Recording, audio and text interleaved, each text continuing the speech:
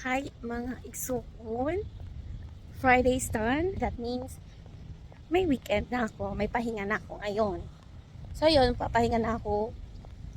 Rest day ko Sabado and Linggo. Thanks God. But I'm still hoping na meron pa rin talagang dadagdag na part-time sa akin for 3 hours during weekdays. Because as much as possible, I want my weekends to be available. Kasi syempre, mahirap din naman kasi pabiyahe ka pa.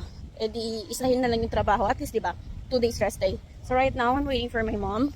This is where we want to meet each other. Yan. Yan, dito sa fountain. Most of the time, si mama yung nag-aantay sa akin. Hindi ako yung nag-aantay kay mama. But right now, tapos na.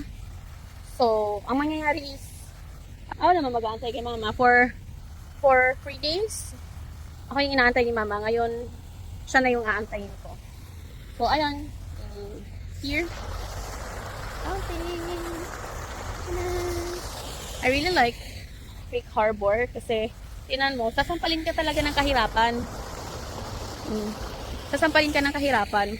But, syempre nakapasok ko sa mga ganung high-end na mga lugar. O, edi, kontento na ako. Wala din naman akong balak pumili ng mga ganitong apartment kung ako mayaman. Wala din akong balak pumili. Kasi syempre, dun pa rin tayo sa sa kaya natin gawing third floor. Hello po. Sa kaya natin gawing third floor. Ganoon.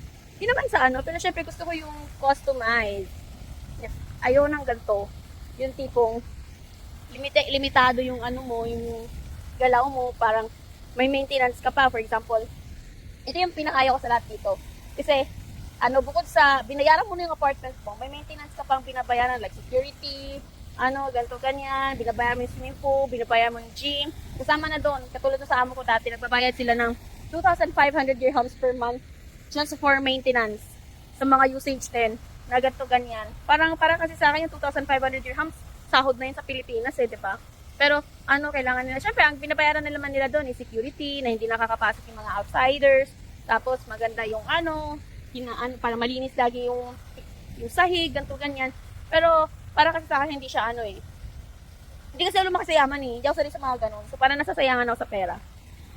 Ayun, kanya-kanya naman tayo ng point of view. Kasi ako gusto ko bahay lupa, wala lang maintenance. Kung may maintenance pa, hindi ganun kalaki, di ba? Kasi parang ending parang nagbabayad ka pa rin ng renta. Buwan-buwan. Dahil sa para lang sa maintenance. O kung mayaman, hindi talaga ako kuha ng mga ganito. Share ko lang. Pero syempre, mayaman na sila isipin lang, binabayaran nila, security nila, binabayaran nila, ganito, ganyan. Diba? So, for me naman, hindi ko naman kini-question kung ano yung kaya nilang gawin. But then, for me, my point of view, ito lang yung kasi para sa akin, sayang yung pera, para sa kanila, hindi sayang yung pera, para sa kanila, binabayaran nila yung safety nila, mas importante sa kanila yung safety nila, yung wellness nila, kasi ganito kaysa sa pera. Ako kasi, syempre, sayang.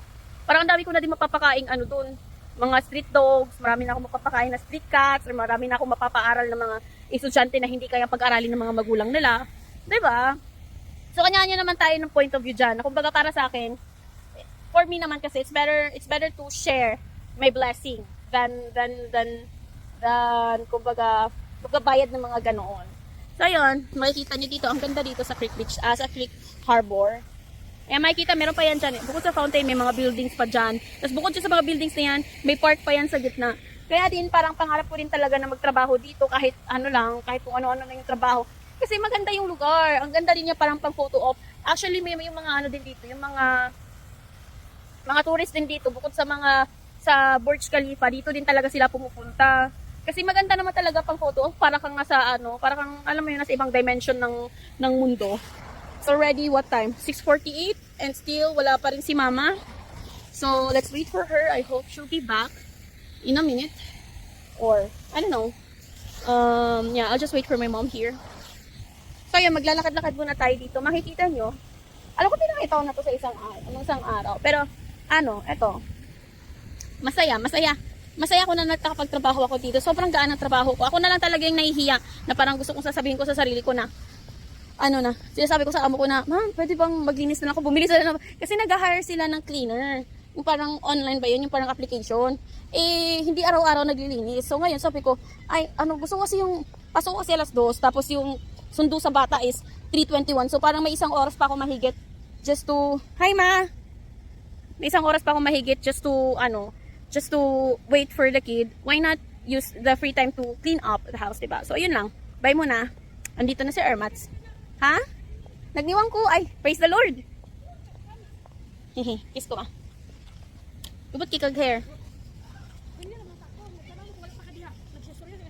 Ah, nantay lang tete. Iniwan ko. Muna, pinas buhay. Hapit si kuna nasayop ka ganing na bay. Sige mamaya, wait. Bye-bye. Ciao.